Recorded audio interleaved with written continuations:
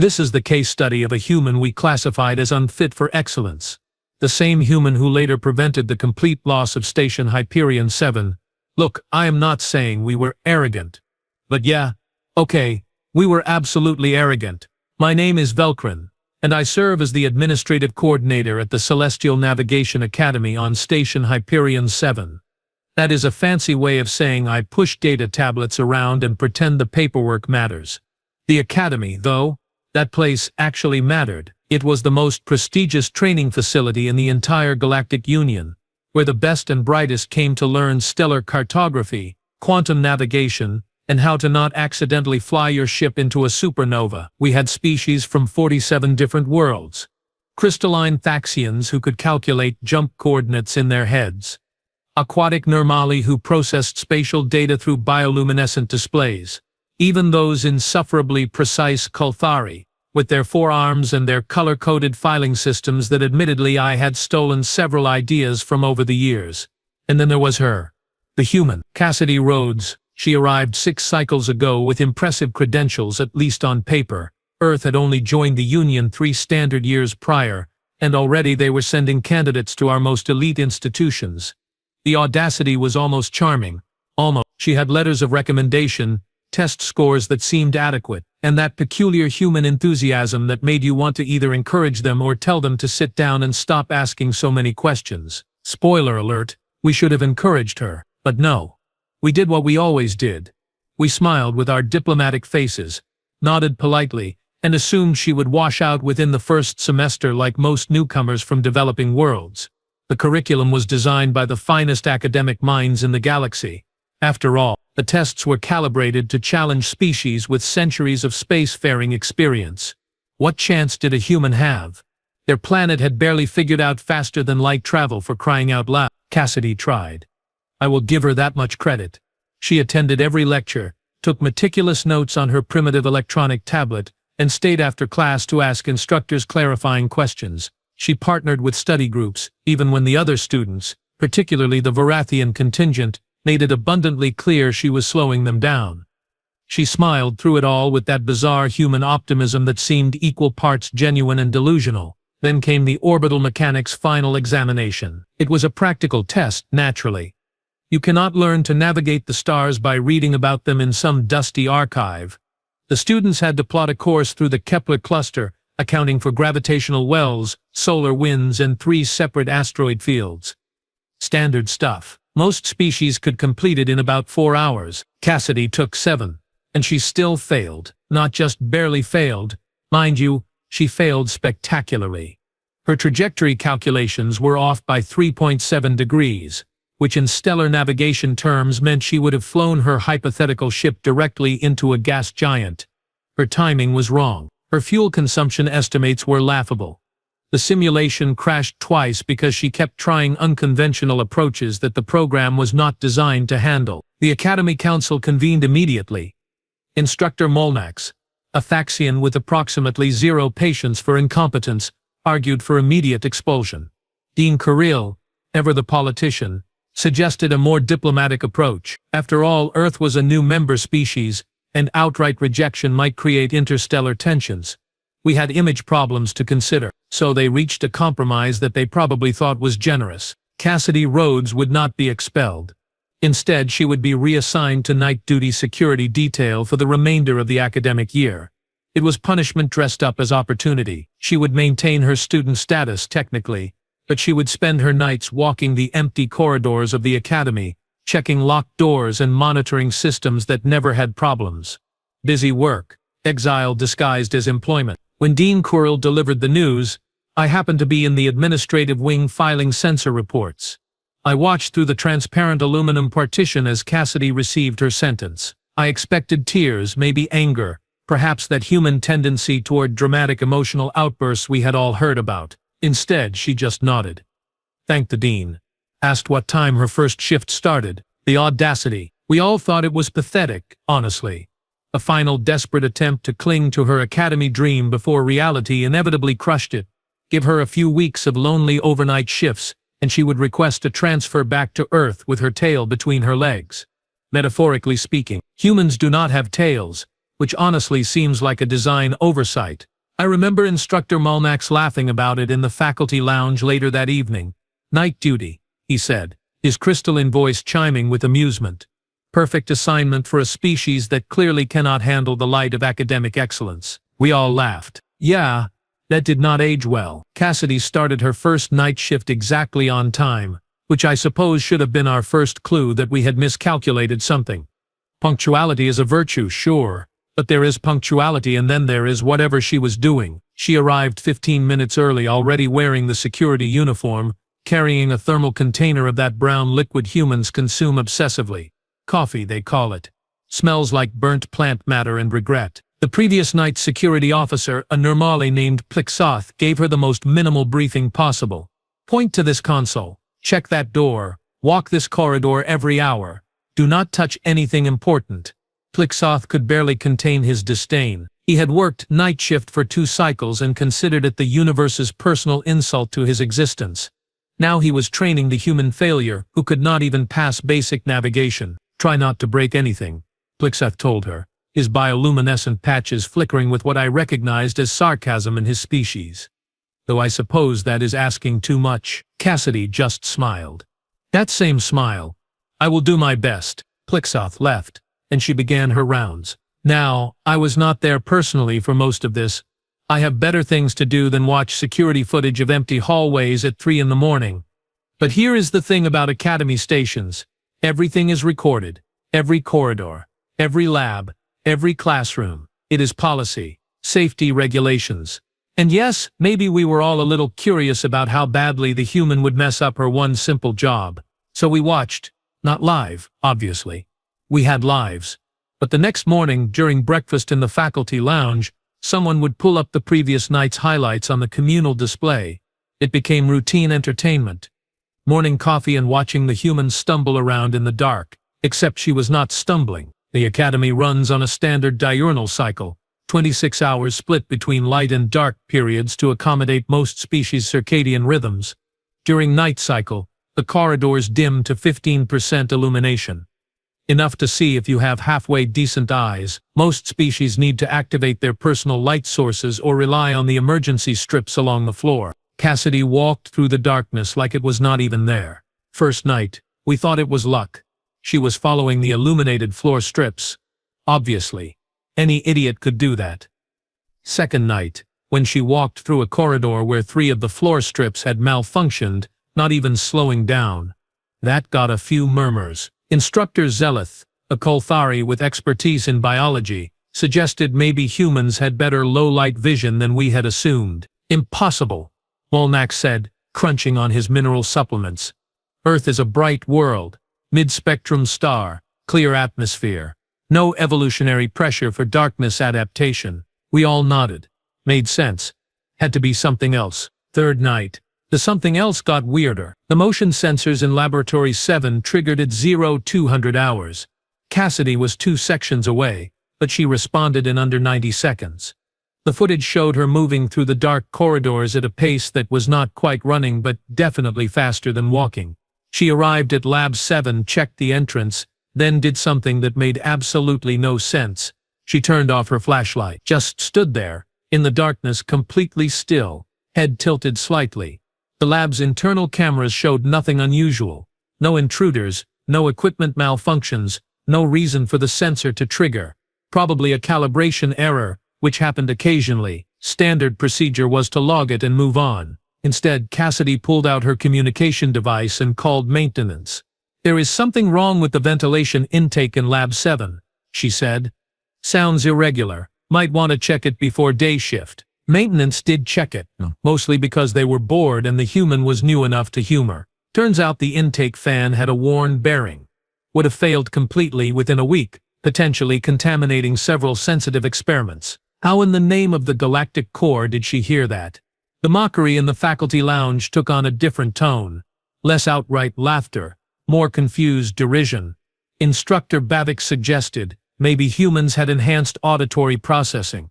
Someone else joked that maybe she was part bat. That got a bigger laugh because, well, it was absurd. But the jokes were getting nervous around the edges. Fifth night, things escalated. A Vorithian student named Kelron, who had been particularly cruel to Cassidy during her time in regular classes, decided it would be hilarious to mess with her. He snuck into the academy after hours using his old access credentials and started moving things around in Corridor 12. Chairs repositioned, wall panels opened, supply crates shifted, juvenile pranks.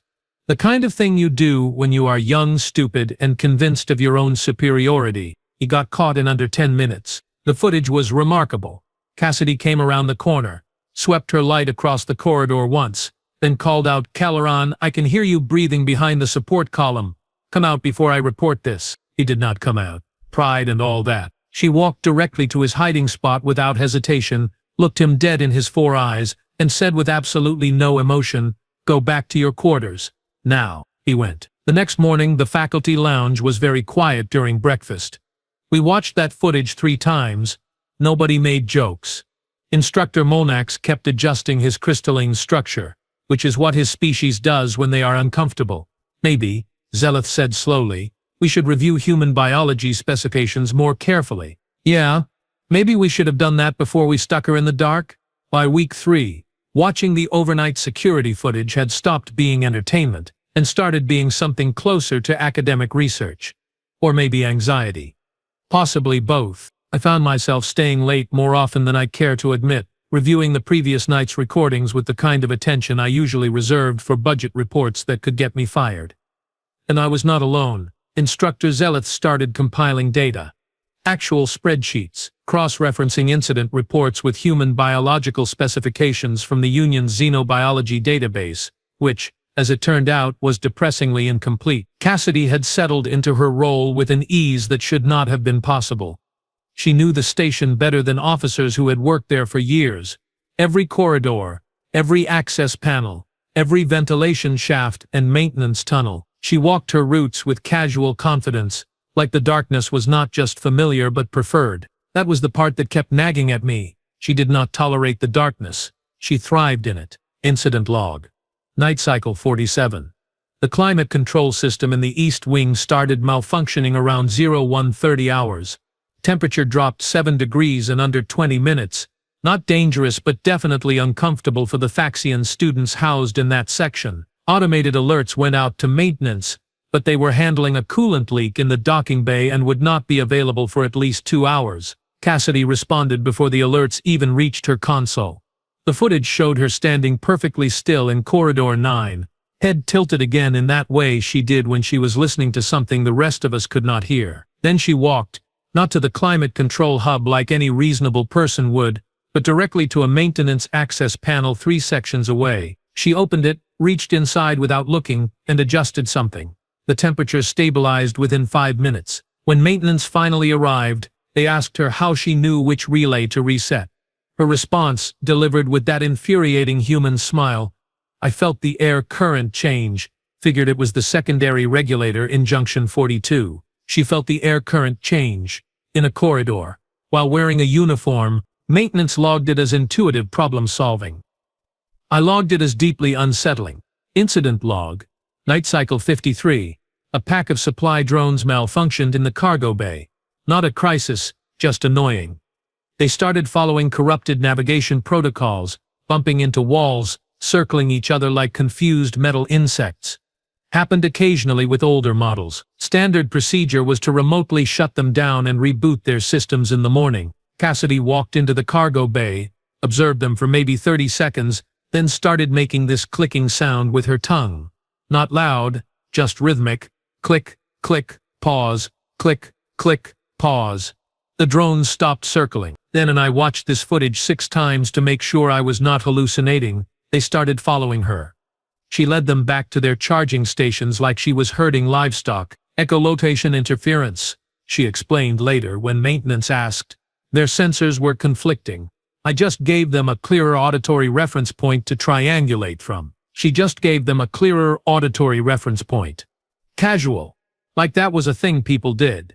Dean Corell called an unofficial faculty meeting that afternoon. Nobody announced it formally, but somehow we all ended up in conference room 3 with the door sealed and the recording systems disabled. Academic institutions love their plausible deniability. We need to discuss the human, Corell said, and the careful way he said it made my spine ridges stiffen. Zeleth pulled up his research on the main display. Charts, graphs, biological comparisons.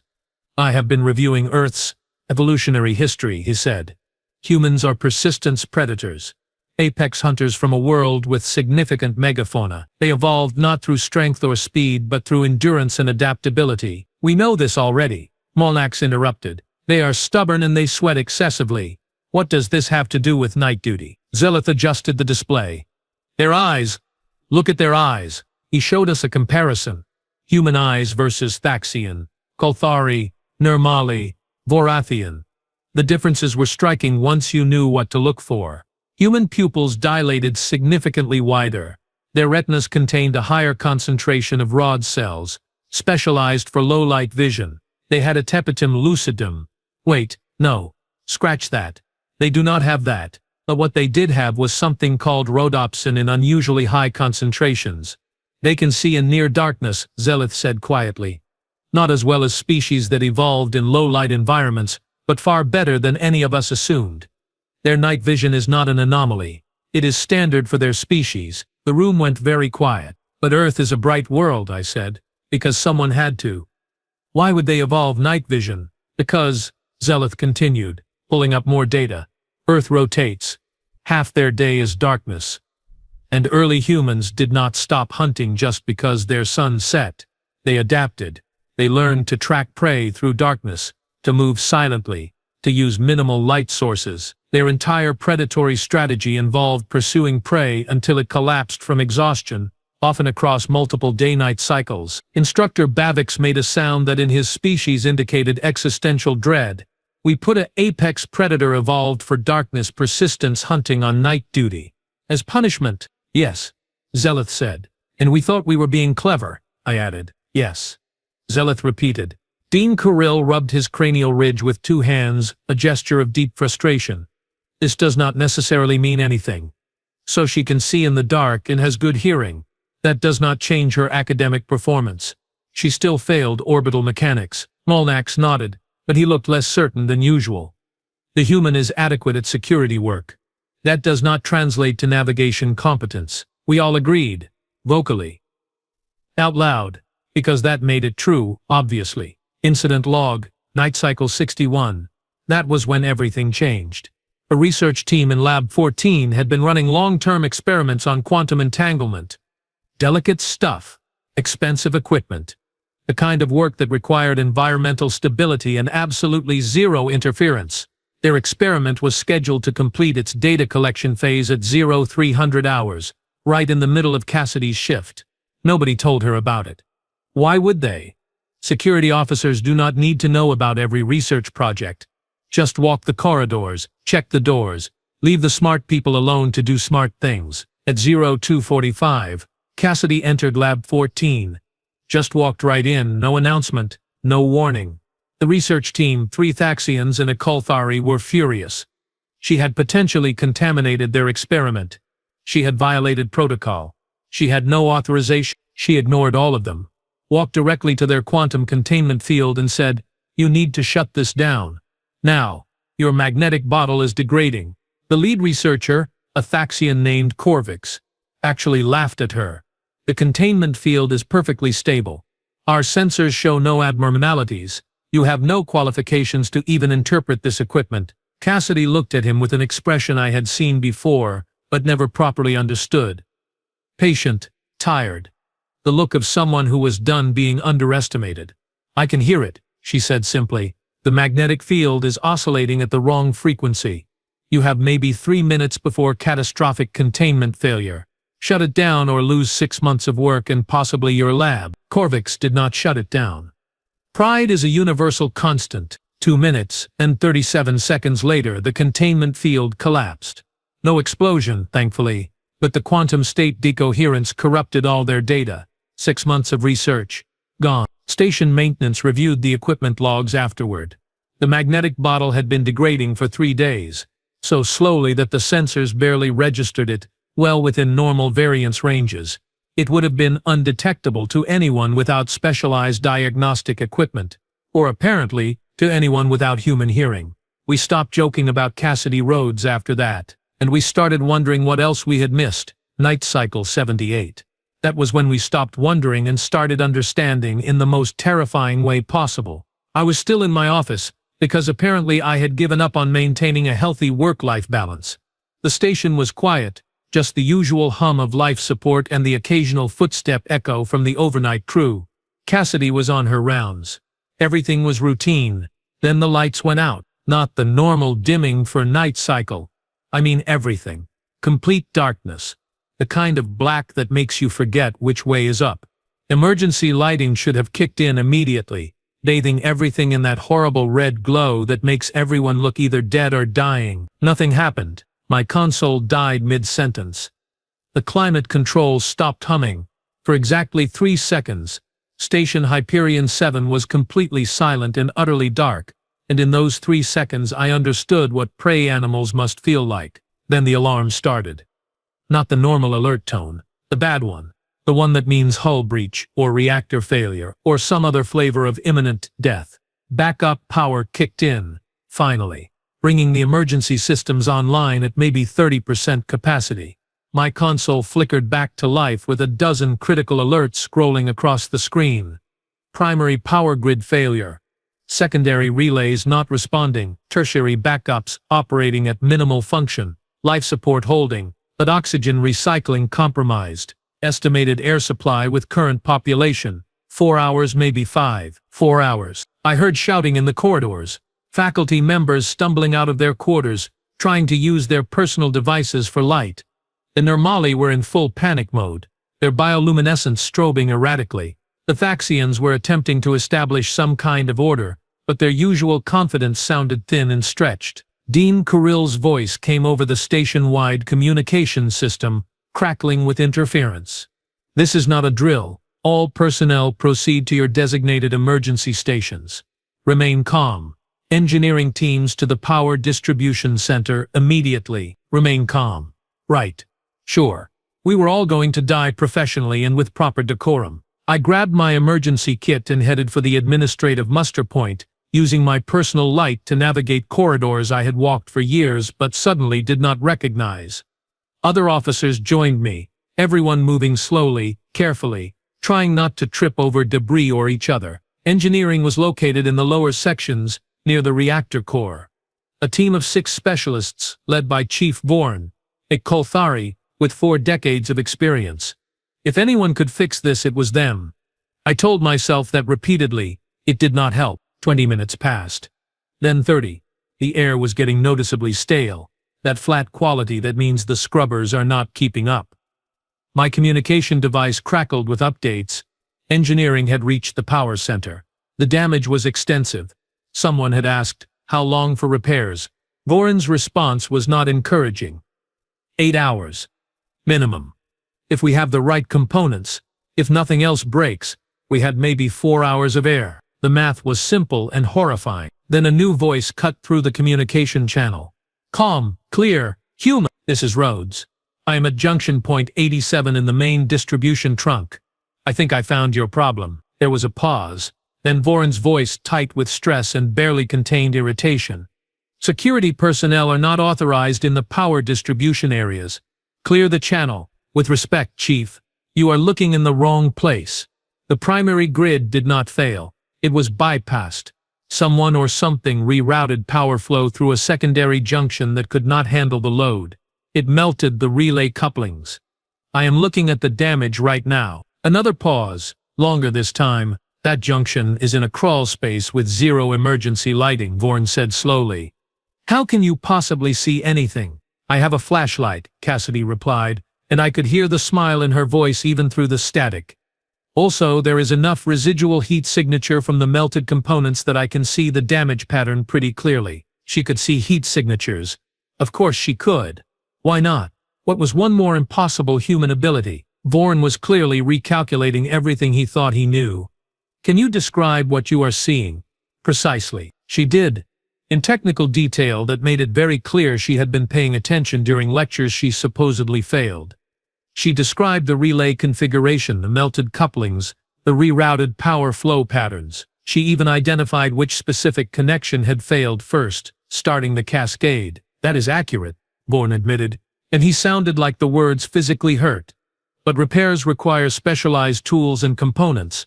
It will still take hours to fix properly. Or, Cassidy said, I could bypass the damaged section entirely and reroute through the tertiary grid. It is not designed for primary load, but if we shut down non-essential systems and balance the draw carefully, it should hold until you can make proper repairs. Silence on the channel. Everyone was listening now. Every faculty member, every student, every crew member with a working communication device. That is not standard procedure, Bourne said. Standard procedure gives us air for 4 more hours, Cassidy replied. My way gives us air indefinitely and buys you time to fix this properly. Your choice, Chief. More silence. Then talk me through it, step by step. What happened next took 45 minutes that felt like 45 years. Cassidy, alone in a dark crawl space with minimal light and no backup, rewired a primary power junction using instructions relayed through a communication device with spotty reception. She worked by touch as much as sight, identifying components by feel, tracing conduits through sheer familiarity with the station's layout. The engineering team listened, occasionally offered guidance, mostly just stayed quiet and let her work. They normally stopped panicking. The Thaxians stopped trying to organize everyone. We all just stood there in the dark corridors, listening to a human solve the problem we could not. At 43 minutes, Cassidy said. Reroute complete. Chief, try bringing the tertiary grid online. A pause. Then lights flickered. Dim at first, then stronger. Not full power but enough. Consoles hummed back to life. Climate control resumed its normal background whisper. The air circulation kicked in with a sound I had never appreciated properly before. We were not going to die today. Bourne's voice came back on the channel, gruff and tired. Power restored. Life support stable. Good work, Rhodes. Just doing my job, she replied. Just doing her job. The job we gave her as punishment. The job we thought was beneath someone who failed our tests. I looked around at the faculty members gathered in the corridor. Molnax, Zeleth, Bavix, all of them. We had the same expression. The same realization hitting us simultaneously. We had not failed, Cassidy Rhodes. She had not failed, either. We had just been testing her for the wrong things all along. The emergency faculty meeting the next morning was not optional. Dean Kurill made that very clear. Every instructor, every department head, every administrator who had signed off on Cassidy's reassignment. We filled conference room 3 past capacity, standing room only, and nobody complained about the crowding. Kurill did not waste time on pleasantries. We need to talk about what happened last night, and more importantly, we need to talk about what it means. Zeleth had already prepared his presentation, because of course he had. The main display lit up with data, charts, evolutionary trees, comparative biology. He had been busy during those 4 hours. We thought we were going to suffocate. Humans, he began, are the only species in the Galactic Union that evolved on a planet with a single moon, significant axial tilt, and regular day-night cycles of approximately 12 hours each. Every other member species comes from worlds with either multiple suns, minimal rotation, or environmental conditions that made darkness uncommon or irrelevant to survival. He pulled up an image of Earth. That little blue marble, 3rd planet from an unremarkable yellow star.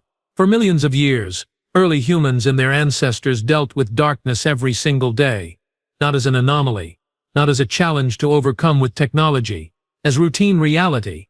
They adapted. The next slide showed human eye structure in excruciating detail. Their pupils can dilate up to 80% larger than ours.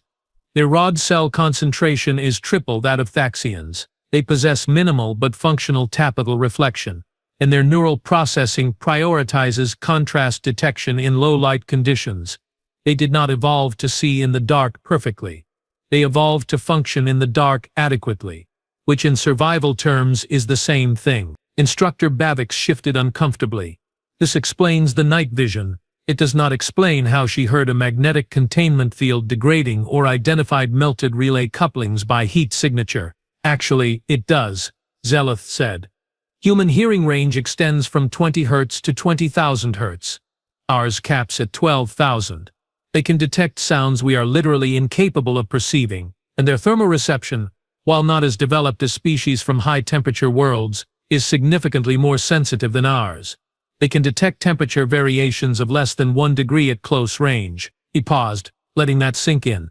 And here is the part that should concern us all. Humans are persistent predators. They do not chase prey in short bursts. They track it, for hours, sometimes days, across varied terrain, through changing conditions, day and night. Their entire evolutionary strategy is based on paying attention to tiny details, following subtle patterns, and never ever giving up. The room was very quiet. We designed our tests to measure knowledge and speed, Zeleth continued. Memorization and calculation. The ability to solve problems quickly under ideal conditions with perfect information. Cassidy Rhodes failed those tests because they measure abilities humans never evolved to prioritize. But when we gave her a real problem in real conditions with incomplete information and zero support, she excelled. Because that is what humans do. Molnax finally spoke, his crystalline voice subdued. Are you suggesting we redesign our entire curriculum around human capabilities? No, Dean Kirill said, standing. I am suggesting we failed to recognize that different species have different strengths, and our testing methods are biased toward specific types of intelligence while ignoring others. Cassidy Rhodes does not process spatial mathematics the way Thaxians do. She cannot calculate jump coordinates as quickly as Kolthari, but she can navigate by instinct, solve problems creatively under pressure, and adapt to situations our top students would panic in. He looked around the room, meeting eyes. Last night every species represented in this academy was helpless. Our best engineers could not fix the problem fast enough.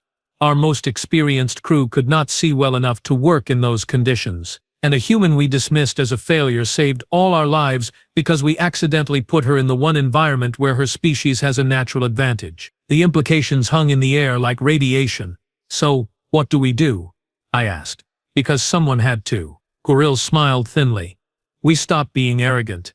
We acknowledged that a species barely 3 years into galactic society might actually have something to teach us. And we offer Cassidy Rhodes a formal position as a specialized instructor in crisis management and low-visibility operations. Molnax made a sound of protest. She failed orbital mechanics. Then she retakes it, Kirill said sharply.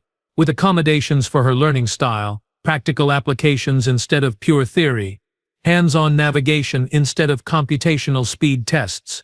And if she passes, which I suspect she will, we grant her full accreditation. He pulled up a file on the display. Security footage from last night. Cassidy in that crawl space, working by minimal light, rewiring critical systems with steady hands. Look at her, Kirill said. Really look. That is not someone struggling. That is someone finally given a task that plays to her actual abilities. We did not banish her to night duty as punishment. We accidentally gave her the only job on this station she was overqualified for. The meeting adjourned shortly after. People left quietly, lost in thought.